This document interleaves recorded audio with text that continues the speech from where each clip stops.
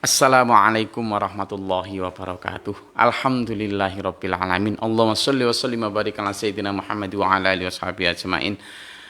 Dulur semua dimanapun berada, alhamdulillah kembali berjumpa dalam ngobrol santai kita di Sabtu malam Ahad di pekan kedua bulan Januari 2022.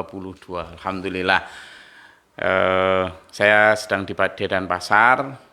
Dan topik kita malam ini adalah lagi-lagi tetap seperti ada sambungan dengan pekan lalu yang bicara tentang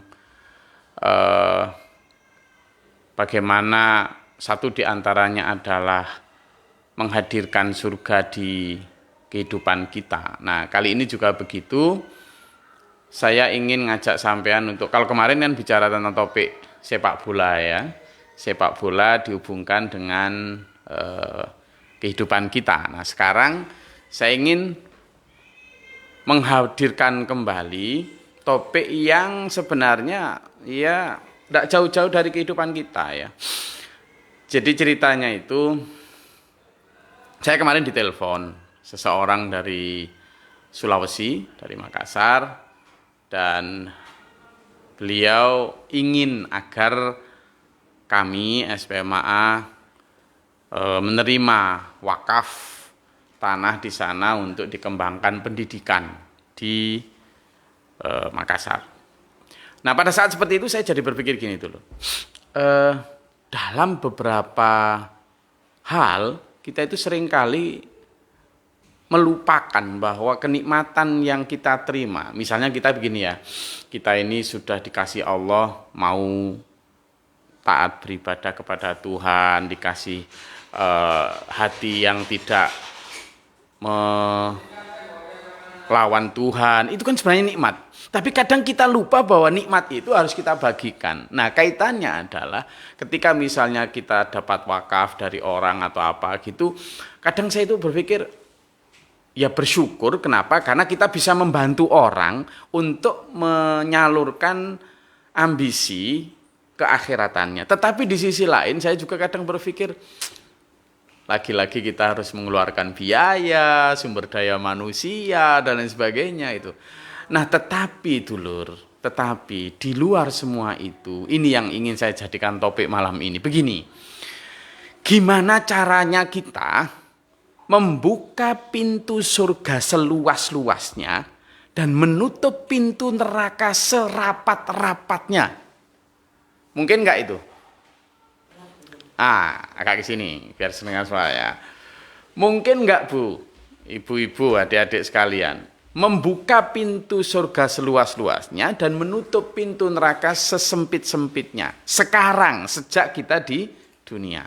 Jadi, jangan jadikan surga maupun neraka itu sesuatu yang sifatnya itu seolah-olah di awang-awang, dongeng. Enggak. Sebenarnya kita pun masih bisa itu melakukan itu sekarang. What do you think? Apa yang perlu kita lakukan? What need to be done? Apa yang perlu dilakukan? Susah mungkin ya, karena kan juga belum terlihat dan kita baru dengar ceritanya tentang surga dan neraka. Ya, mungkin susah, tapi juga mungkin mudah. Jadi menurut saya begini. Ini Pak Nanto, ini bisa mikrofonnya disambungkan ke yang satu, bisa disambungkan ke ini biar nyambung. Nah, menurut saya begini, membuka pintu surga seluas-luasnya itu dengan cara begini. Kan begini, saya ingin cari.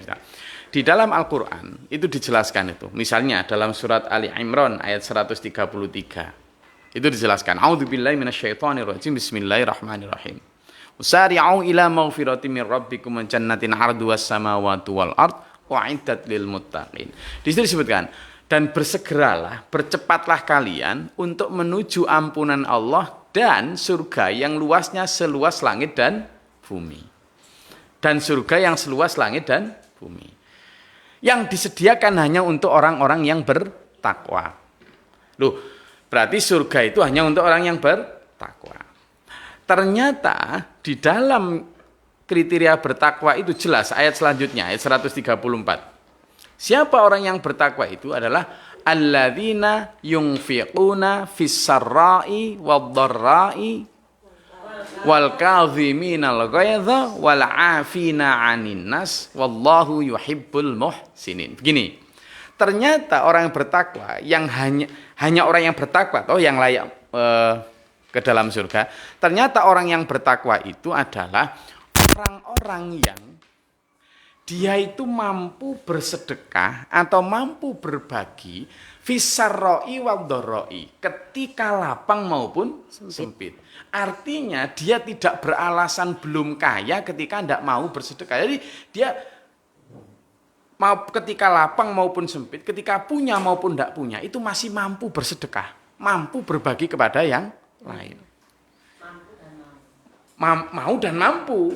Nggak terbatas harta. Tidak terbatas harta. Nggak terbatas materi. Kenapa? Nah ini berarti penghuni surga adalah orang-orang yang mau dan mampu untuk berbagi kepada yang lain. Ketika lapang maupun sempit. Satu. Yang kedua adalah wal kadhiminal ghaidh. Orang yang bisa menahan amarah. Dulur, menahan amarah. Menahan amarah. Ndak gampang baper. Meskipun dihina ndak gampang, bakar ini ndak. Jadi gampang menghadirkan surga itu. Membuka pintu surga seluasnya mudah. Pertama kata Tuhan, kamu harus mau berbagi saat lapang maupun sempit. Yang kedua adalah karena surga itu tempat orang-orang yang nggak ada dendam, maka harus orang-orang yang mampu menahan amarah. Yang ketiga, wal afina 'anin nas. Orang yang mau memaafkan orang lain. Dulur, di sini disebutkan yang namanya memaafkan orang lain itu adalah actively. Apa artinya? Secara aktif memberi maaf. Terlepas dari orang yang bersalah itu meminta maaf atau enggak. Berarti gini, ini sulit loh. Ini Berat. Hah? Berat. Cuman untuk orang-orang yang mungkin punya hati yang benar-benar lapang. Gimana Gus Pio? Orang memaafkan ini tanpa dimintai maaf. Kadang misalnya ya. Misalnya kamu ada orang yang sangat bersalah sama kamu, terus minta maaf sama kamu. Gitu aja belum tentu Memaafkan. Kenapa? Masih jengkel. Ya masih nyimpen dendam ibarat kata. Nah ini orang itu nggak minta maaf, kita diperintah memaafkan. Berat. Belum tentu kita mau maafkan, apalagi orang itu nggak ngerasa bersalah, nggak ngerasa kalau melukai kita kan. Nah gitu. Jadi ini saya bersama anak-anak saya yang saya ajak untuk bareng. Kenapa ini saya bilang? Ya itu tadi biar mereka juga paham bahwa membuka pintu surga seluas-luasnya itu berarti kita membuka pintu maaf seluas-luasnya untuk orang lain. Membuka pintu kedamaian. Pintu persaudaraan seluas-luasnya lain. Itu kenapa? Karena di surga itu dulur tidak ada dendam, tidak ada amarah. Ada lagi nih. Satu di antara ciri kondisi di surga adalah la yasma'una fiha lagwa wala ta'thima. Tidak mendengar di sana itu tidak ada suara-suara, perkataan-perkataan yang lagun, sia-sia, wala ta'thiman dan tidak juga menimbulkan dosa, hoax, fitnah, tidak ada. Kalau begitu kita membuka pintu surga seluas-luasnya adalah dengan cara menyetop, mengeliminir, menghilangkan dan memutus mata rantai hoax, memutus mata rantai fitnah. Jadi kita bisa sebenarnya. Termasuk tadi itu. Gak gampang baper. Gak ada. Coba tunjukkan sama saya. Satu ayat yang kalau misalnya, kalau kamu dihina orang maka bunuhlah dia. Bakarlah rumah ibadahnya. Gak ada itu. Gak ada. Demikian pula. Gak ada. Kalau kita perintah kemudian kamu itu kalau beragama mengakulah yang paling benar, lalu olok-oloklah orang lain, anggap orang lain itu bid'ah, anggap orang lain itu kafir, anggap orang lain itu enggak ada gitu. Ini kan akhirnya menjadi hubungan sebab akibat ada aksi, ada reaksi.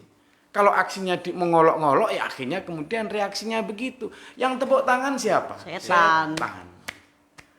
Yang korban manusianya. Gitu loh tuh. Seperti kemarin itu yang kita bahas itu. Jadi kalau mau menghadirkan surga, ya sudah mudah sebenarnya kita. Kalau mau.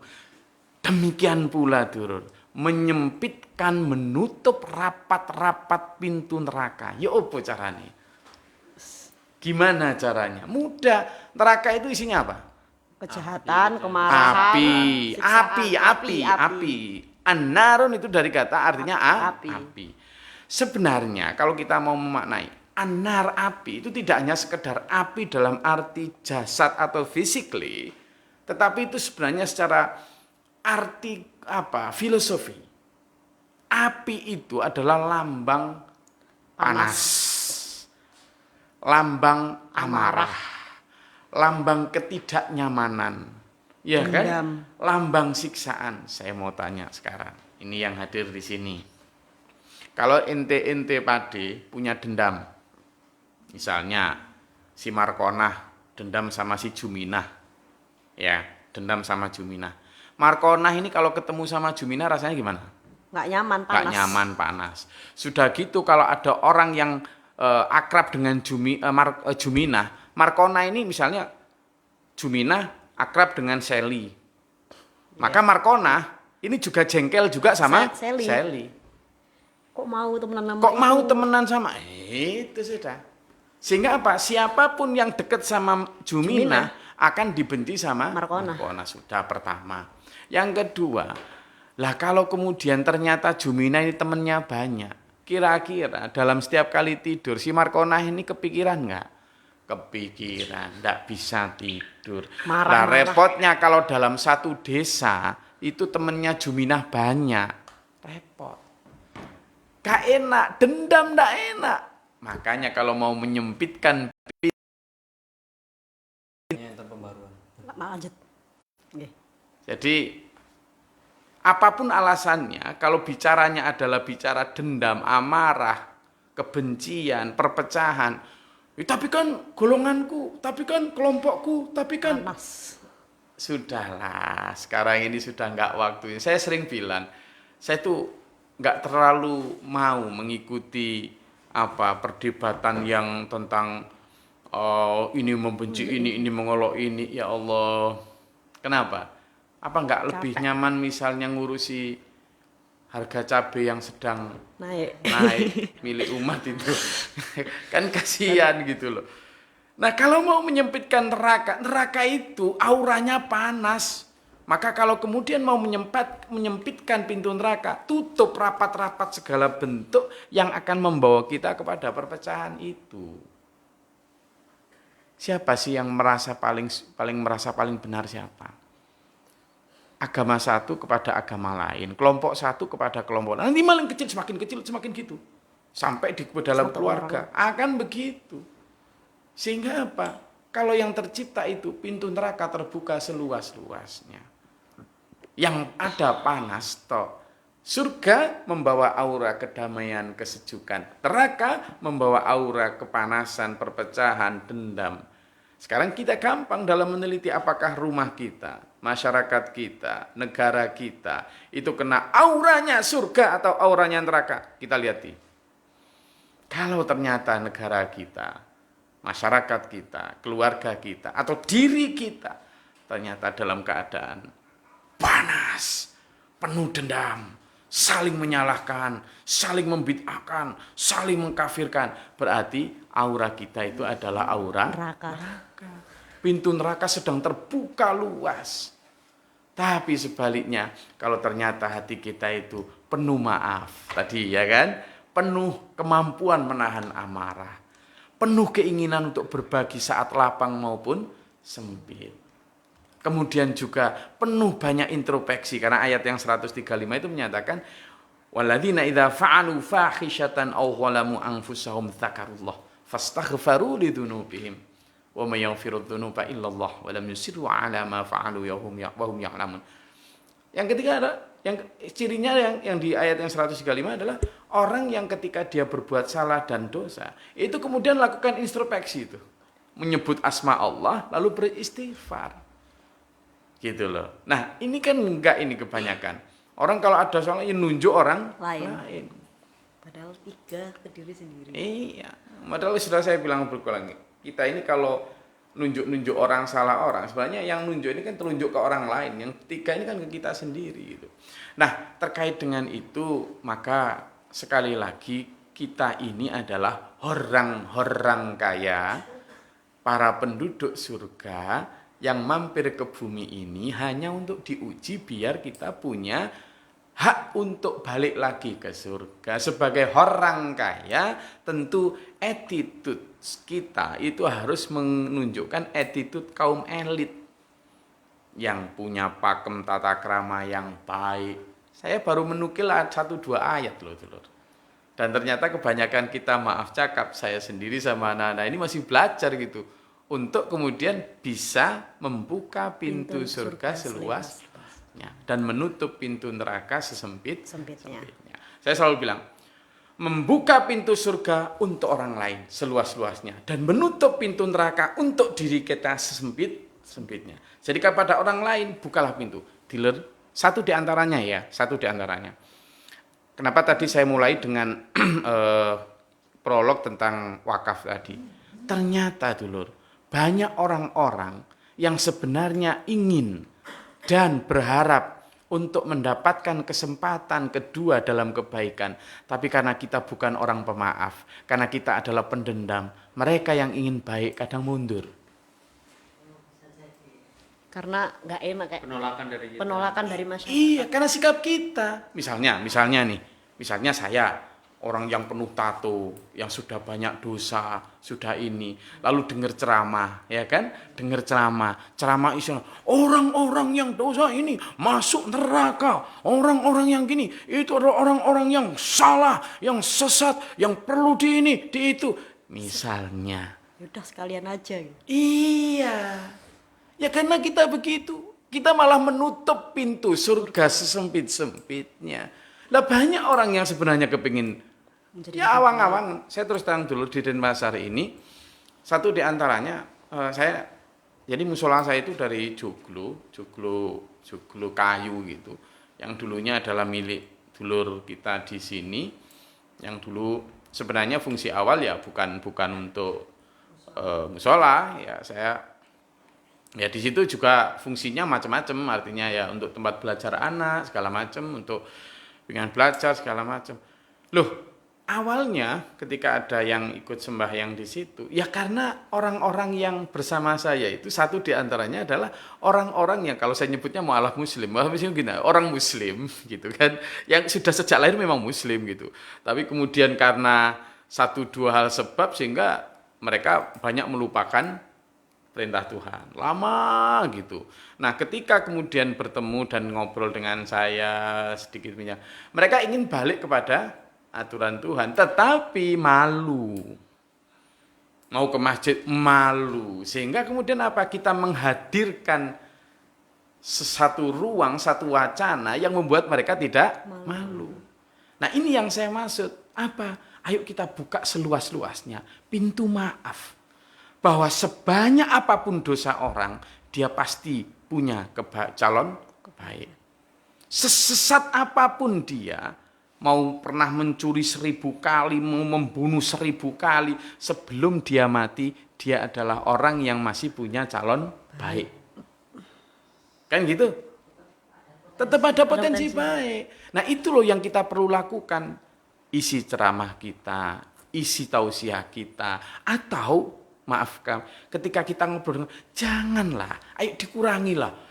Ini kelompok ini adalah kelompok sesat. Ini adalah sudahlah. Tidak ada orang yang berhak untuk mengatakan dia ini dia itu kecuali Tuhan dan kecuali kalau orang itu sudah meninggal. Selama seseorang masih hidup, maka dia masih punya hak untuk menjadi ahli surga. Semua orang berhak untuk second chance berarti. Semua orang berhak untuk second chance, bahkan third chance. Iya, third chance, bahkan dia mungkin fifth chance, bahkan seventh chance. Selama masih hidup. Selama masih hidup, selama dia belum mati. Demikian pula, orang juga semuanya berhak masuk neraka. Berpotensi, beresiko masuk neraka. Maka tergantung kita, gimana? Berarti kita misalnya kita juga kan tadi katanya semua orang berhak untuk second chance. Berarti kita juga harus memberikan second chance kepada orang, selalu memaafkan. Terus kita disalahkan lagi, kita harus memaafkan Tidak lagi. apa-apa, memang perintah Tuhan begitu. Ini Terus kan- meskipun orang itu berulang menyakiti kita, sekarang ini perintah Tuhan adalah nafsi-nafsi nih Mbak Gani. Ini anak saya yang bernama Gani. Jadi kita gini loh, kamu pengen masuk surga enggak? nggih. Pengen. Kata Tuhan, untuk masuk surga itu syaratnya seperti itu. Adalah orang yang wal kadhiminal ghaidha, orang yang bisa menahan amarah. Wal afinanas, dan orang yang bisa memberi maaf kepada orang. Di situ kan enggak disebutkan kalau dia minta maaf sekali loh ya. Enggak gitu Tuhan itu. Orang itu lagi Tapi kan dengan kesalahan yang kita kan sama. kalau nggak maafkan kan juga nggak berbuat dosa, Mak. Ya kan kita nggak dosa kalau kita nggak maafkan dia. Tapi Anda tidak punya kesempatan untuk itu. Untuk masuk syarat tadi, masuk surga tadi. Karena masuk surga itu tidak boleh ada dendam, tidak boleh amarah, tidak boleh sombong. That's all. Kita nggak dendam tapi Cuman yang- nggak memaafkan. Tidak memaafkan, itu dendam. Begitu loh. Lupakan gitu ya. Udah. Saya rasa kajian kita pada malam hari ini cukup ya. Jadi kita membuka pintu surga seluas-luasnya dengan cara itu. Menghadirkan aura surga yang damai, yang sejuk, yang penuh persaudaraan, yang penuh maaf, yang tidak ada dendam. Dan orang yang suka berbagi saat lapang maupun sempit. Dan menutup pintu neraka sesempit-sempitnya dengan cara apa? Menutup amarah, menutup segala macam hoax, menutup segala macam hal yang bisa membuat kita kemudian kena salatnya itu. Salat apa? Salat neraka. Jadi saya rasa itu dulu ya. Upaya-upaya kita untuk menjadi ahlul jannah. Di sini mulai saat kita masih hidup. Mudah-mudahan bermanfaat dan berfaedah. Sampai bertemu pekan depan. Bila taufik wal hidayah. Wassalamualaikum warahmatullahi wabarakatuh.